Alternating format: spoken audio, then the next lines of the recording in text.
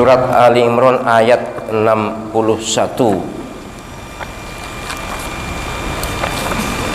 Saya minta penjenengan juga mengikuti saya untuk membaca, tapi tidak punya ya, tidak.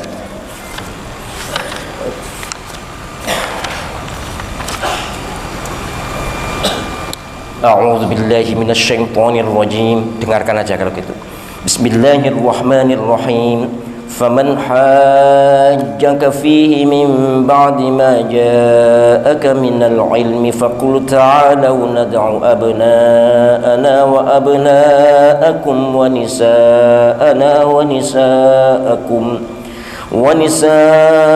ونساءكم وأنفسنا وأنفسكم ثم نبتهل فنجعل لعنة الله على الكاذبين.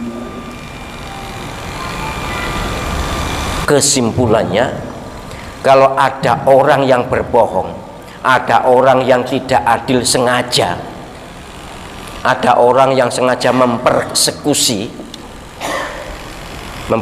itu ngertos nih, mempersekusi itu ngerjain apa ya, memang itu bahasa, sudah bahasa baru yang persekusi itu, persecution itu apa ya, ya bahasa kita kira-kira ngerjain.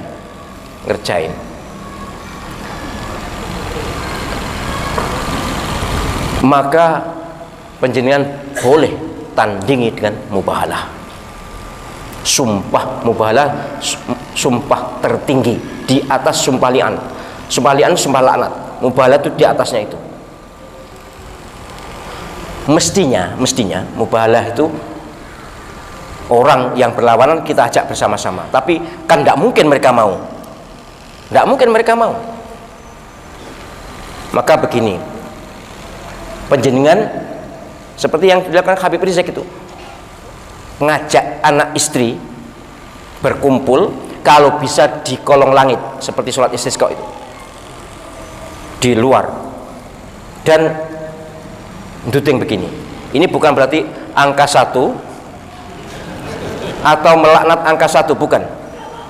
Ini syahadat ya, jadi baca syahadat dulu, kemudian bersumpah, nyatakan saya tidak bersalah, begini seterusnya, sejujurnya apa yang terjadi. Jika saya bohong, moga-moga Allah Subhanahu wa ta'ala melaknat saya, istri saya, dan keluarga saya. Berat sekali memang. Semuanya harus begini. Ini tanda syahadat, tanda tauhid. Tetapi jika para penegak hukum memutuskan saya salah karena pesanan, karena ketidakadilan dengan sengaja, maka moga-moga laknat Allah jatuh kepada mereka dan keluarganya. Loh, apa boleh doakan jelek? Ini sudah sumpah. Ini Allah SWT fanaja'al la'natullah 'alal kadzibin kok. Jadi jangan sok tahu. Oh, itu kan umat Islam tidak boleh mendoakan jelek. Iyalah, dalam kondisi normal ini, dalam keadaan sumpah boleh. Sumpah li'an kan intinya juga mendoakan laknat. Ini perintah Allah SWT. Ini syariat Allah SWT. Jadi dalam kondisi sumpah mendoakan jelek boleh terhadap lawan bicara. Tapi begini, saya berharap jika hakim atau polisi atau jaksa memproses saya atas dasar hati nurani, moga-moga diampuni Allah SWT. Harus ada begitu. Kemudian dilanjutkan, tetapi jika mereka memproses saya karena pesanan, menghukum saya karena pesanan, moga-moga laknat Allah jatuh pada mereka. Saya yakin itu akan mengurangi ketidakadilan. Saya yakin kalau penjenengan semuanya nanti nek dihukumi kemudian mubahalah dan di syuting kemudian diviralkan, tunjukkan seperti Habib Rizak itu loh ya. Jadi begini, anak-anaknya ikut, anak istrinya ikut semua, sak mantune pisan. Apa yang terjadi? Ya tahulah, saya tidak usah menyebutkan, tapi ada yang terjadi. Mirza Ghulam Ahmad juga terkena sumpah mubahalah. Waktu itu sumpah mubahalah, saya mohon maaf kepada para pengikutnya, tapi ini adalah sejarah dan dia sudah terkenal sehingga termasuk yang mujaharoh, orang yang sudah terkenal jahatnya karena ngaku nabi. Maka bagi kita tidak ada orang lebih jahat daripada orang yang ngaku nabi setelah Nabi Muhammad SAW. Menurut kepercayaan Ahlussunnah wal Jamaah, memang Nabi Muhammad SAW nabi terakhir, maka orang yang ngaku nabi adalah penjahat, maka boleh disebutkan.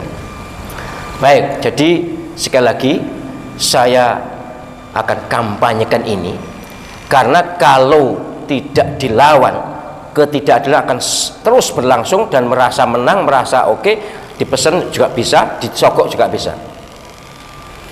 Nanti ucapkan yang lengkap. Jika hakim ini memutuskan karena disuap atau karena dipesan dan seterusnya, silakan ucapkan yang ya terperinci gitu. Moga-moga laknat Allah SWT pada dia dan keluarganya. Berat. Saya sebenarnya kasihan kalau keluarganya, tapi memang di sini perintahnya begini.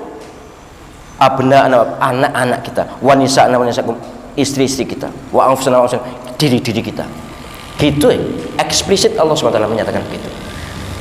Ini kampanye saya untuk mengurangi kesewenang-wenangan, untuk menyadarkan para penegak hukum bahwa mereka mumpung belum sampai akhirat. Di akhirat jauh lebih berat. Tidak ada ampun lagi sudah, tidak ada pilihan lagi. Kalau di sini kan ada taubat. Ini penting, tolong segera diviralkan atau segera diunggah supaya segera banyak yang tahu. Jadi orang-orang yang kena kasus hukum kemudian terzalimi, silahkan lakukan sumpah mubahalah. Moga-moga nanti saya bisa membuatkan redaksi yang pas sehingga tidak asal. Kemarin ada yang sumpah mubahalah duduk di kursi karung ini yo mungkin saking jengkelnya dan dia belum tahu cara sumpah mubahalah. Sumpah mubahalah itu harus berdiri di tempat, di ruang terbuka, mengajak keluarga. Kalau belum keluarga ya tapi kan punya ibu, punya ayah, kalau misalnya sudah meninggal dunia ya dewi aja gitu. Tapi yang penting caranya seperti itu. Jangan lalu santai duduk kemudian gini ya, enggak, itu bukan sumpah mubahalah, itu kurang mandi itu. Walaupun ucapannya juga sudah menggigit.